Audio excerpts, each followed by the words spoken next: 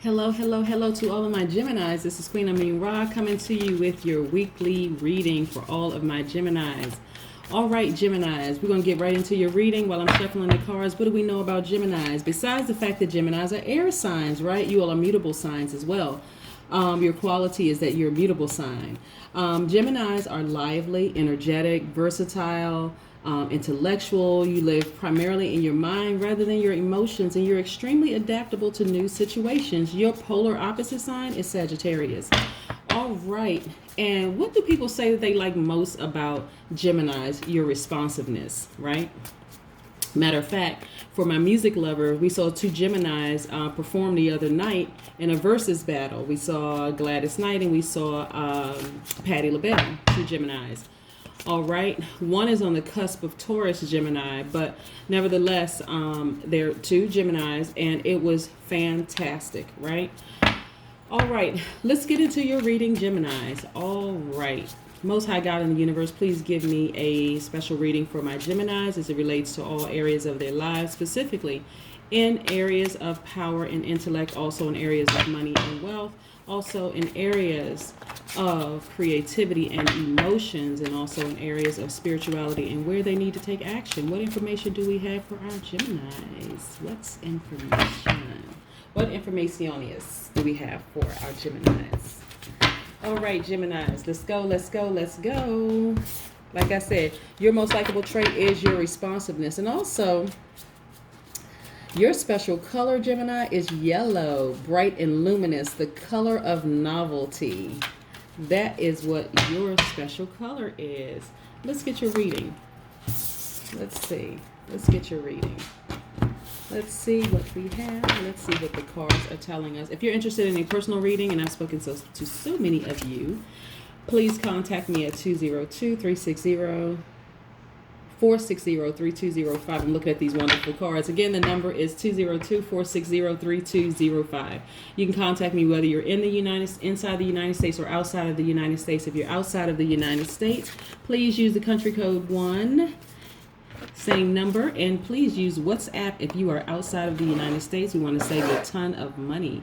We have the Strength card and we have the Death card, right? Right.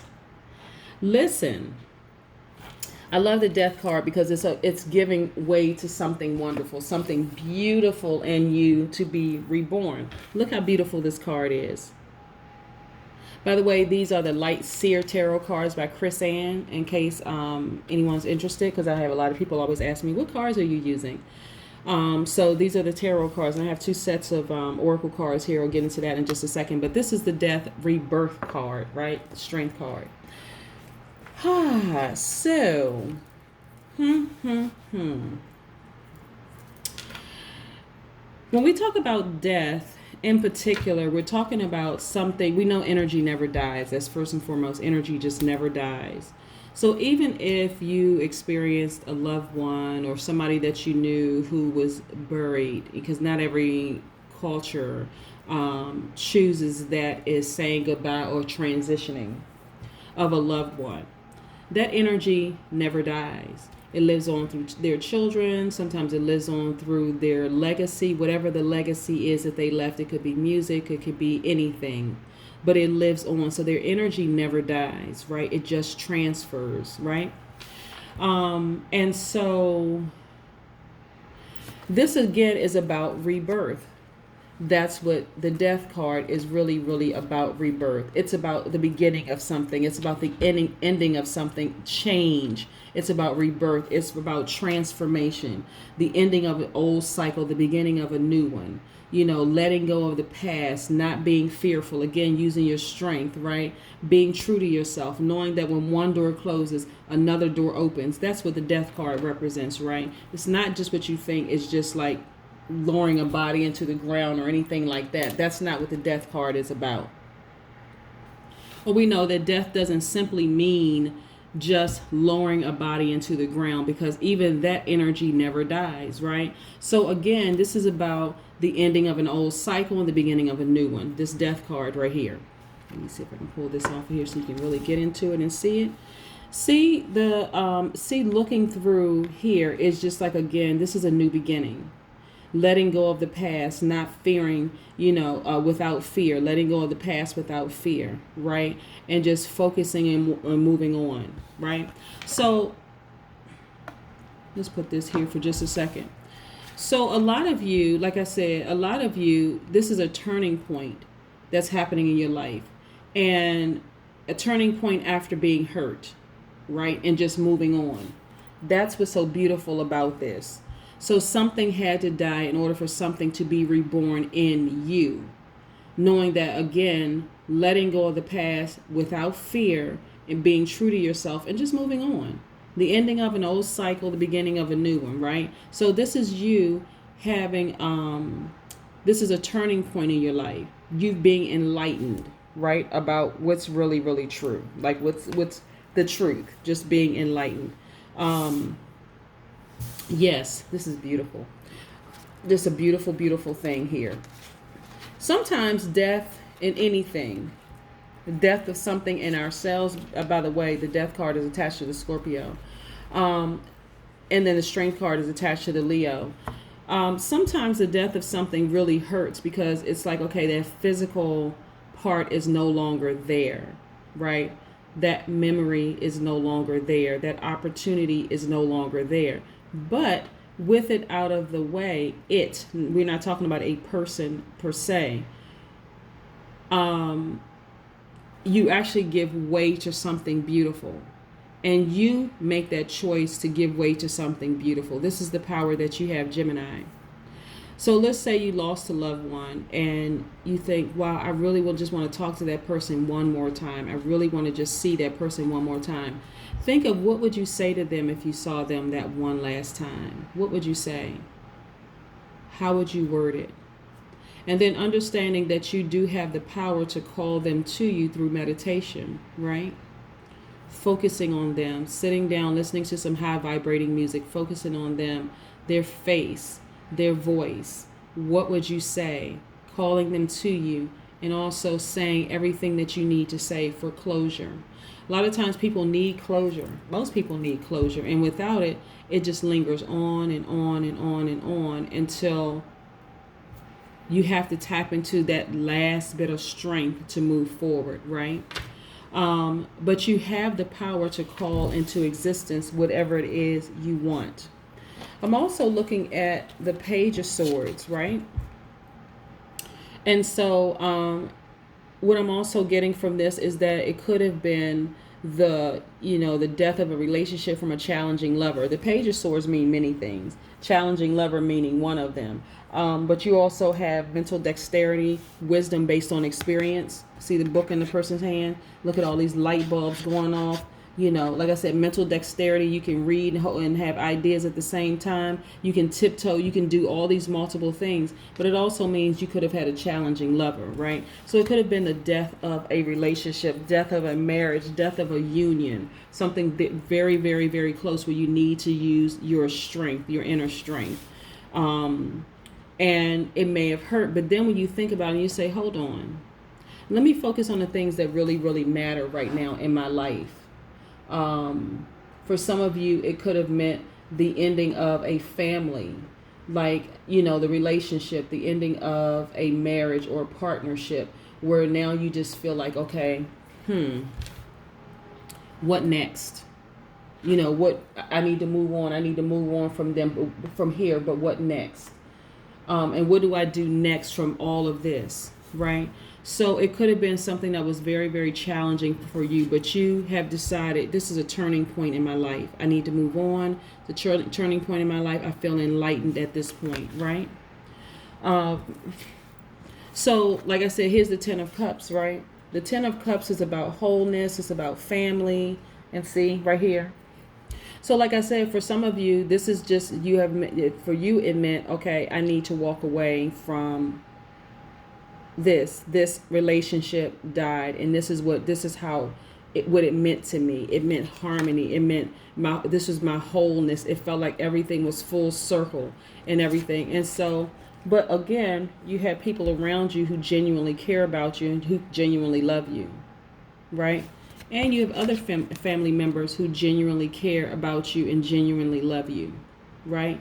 And this is about you holding tight to people who genuinely love you and genuinely care for you.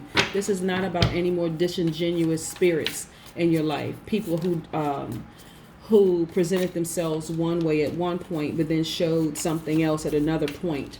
So this is a turning point for you all, a turning point. Yep. I want to show you this one card that I just pulled.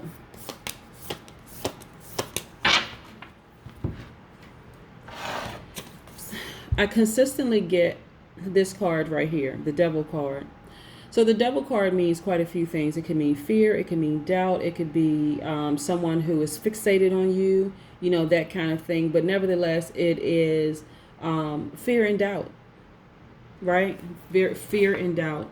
And that's kind of what you have to tap into your strength for right now because of all the fear and doubt you have moving forward.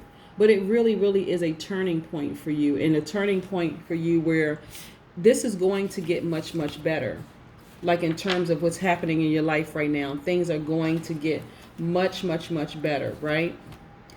You know, where you're going to feel like you have like this childlike exuberance, where you have these fresh ideas, where you have new insight, when you feel confident. This Wand's energy is the Aries, Leo, Sagittarius, but you're just going to feel good about life. And that's what I need you to understand, what's going to happen, what's going to be reborn in you, right? Because again, death gives way to beautiful things. It gives way to beautiful things. And a lot of times people don't see that at first. But when you really, really start honing in and tapping into your strength and loving yourself deeper and harder, that fire that's deep down in your belly, that thing, and you realize, okay, that thing had to die so that newness could come into my life. Like new things could come into my life. But again, it's a matter of you loving yourself deeper and harder. Not only that, you have a lot of mental strength, not just physical strength, but mental strength. This is the King of Swords. The King of Swords is about clarity, somebody who's very articulate, someone who's assertive, someone who has a lot of who's very direct, somebody who has a lot of power and intellect, right? Just like you. Air signs, right? The swords is attached to the Aquarius, Gemini, Libra, but specifically this King of Swords is somebody who has a lot of mental strength. Again, going back to that strength card, that's the fire inside of you. This is your inner and outer, right? Fire, fire, fire. That's what's fueling you, and that's what's keeping you moving forward, strong, pushing ahead, right? That's what's keeping you going. That fire deep down inside of you, right? You are a natural leader. You're a visionary. You're an entrepreneur, entrepreneurial spirit. You're very powerful. You're very bold. You're inspiring. And you're also very, very dramatic, right? In a good way. This is attached to the Aries, Leo, Sagittarius, right? When I say you,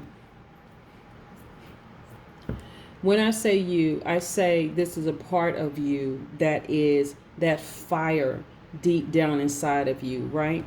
So this strength card is attached to the Leo, so it's not by coincidence that this card has a lion in it, Leos. Somebody who is just very, very, like I said, a natural leader, a visionary, someone who's an entrepreneur, someone who has that fire deep down in their belly, right? We also looking at the Three of Pentacles right here. So the Three of Pentacles is really about your life being in sync, synergy, material gain for you. So whether you are an entrepreneur or not, or you just have an entrepreneurial spirit and you're actually an employee of some company or someone else, your life is in synergy, right? You have more time to focus on yourself in your growth. Then we have the Eight of Pentacles, right? We have the Eight of Pentacles. Now, what I really like about the Eight of Pentacles, let me see if I can get in. Okay, getting not too close, but close enough where you can actually see. The Eight of Pentacles is about someone who overcame obstacles, someone who has discipline, someone who's diligent, someone who's knowledgeable, someone who's a hustler, right? Who really knows how to get what they need financially, right? This is about you also easing restrictions in your life, right? So there's no fear, no more fear. Something had to die in order for this part of you to be reborn. You had to say, wait a second, I've always been this fabulous, outstanding person, right? And when I think about people who have had to go through like a divorce or some kind of a separation or ending of a relationship, and the feeling that a lot of people get when it's coming to an end, you're like, okay, this thing is dying, there's no more life in it, and you're trying to scramble and get your mind together and trying to figure out, okay, what happens next after this? What happens next after that is strength. What happens next after that is wonderful, because you get to fall back in love with just you for a while, and then you get a chance to set boundaries for yourself and set boundaries for other people, and then you can welcome other wonderful things in your life. A married motive. Yes, yes, and yes. I love this, right? Love, love, love. And it's attached to the number 20. We'll get into numbers in just a second. But this is all about, understanding your drives and your goals, and just knowing your own motives, the path that you've chosen, right? What are your motives for your own life? What are your intentions? Right? Just surrendering yourself to this higher power in yourself. What are your motives for yourself? This is about, again, you getting back in love with you, getting back in touch with you. Very, very, very powerful. Okay, after the death of something, this wonderful rebirth in you, this you getting in touch with yourself. Did I tell you all which cards these were? Oh, by the way, these are the Oracle of the 7 energy cards, in case you all are interested in Oracle cards. And then these are the Sacred Vision Oracle cards. Okay, just wanted you all to know. Let's pull a card here. Responsibility, the number 24. This is you, Yellow Brick Road. After all that you've gone through, this is where you are now. Just this feeling of, okay, this is a rebirth inside of me. Wonderful things are happening for my life, right? You are a person that impacts others in a huge way, in a large way. And so you can easily attract abundance, and you can easily nurture relationships. That's what the number 24 is really, really all about. We know the number 24 broken down to the root is 6, right? Just wonderful, wonderful things. You just make people feel good by the joy on the inside of you, right? And so that's why you have people around you that's celebrating you. That's people around you. That's why you have no fear. This wonderful thing that was reborn inside of you after the death of something. Again, it could be a relationship, it could be a person, it could be a thing, it could be a noun, person, place, or thing. But after the death of something, you're just like, even though you may want to close your heart at times, you have to also see the beauty in rebirth. Yep, you have to see the beauty in rebirth. You're just a wonderful spirit. And it's time for you to continue being enlightened at your turning point in your life. This is a wonderful time for you, right? So there's always a rainbow after a storm. Beautiful rainbow after the storm. And that's what I have for you. I hope that you have a fantastic day. I know that you will. I know that you will, Geminis. Have a great one. Bye.